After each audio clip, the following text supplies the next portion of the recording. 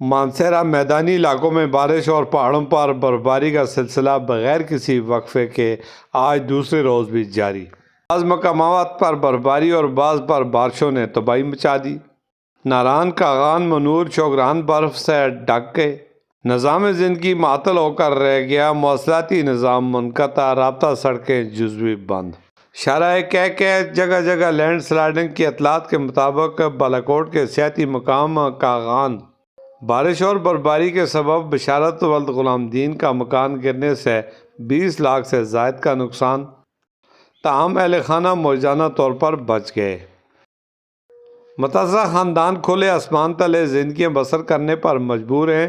نو منتخب صوبائی اور قومی عوامی نمائندوں سے بحالی کی اپیل کرتے ہوئے کہا ہے کہ متاثرہ خاندان کی فوری مدد کی جائے۔ دوسری جانب اعجاز کی بھیجی گئی اس رپورٹ کے مطابق بیلا روڈ ہر قسم کی ٹریفک کے لیے بند ہے۔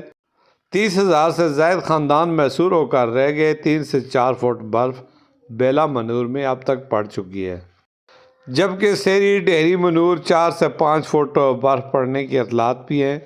علاقہ میں غذائی قلت کا اندیشہ ہے۔ ضلعی اور تحصیل انتظامیہ نوٹس لے۔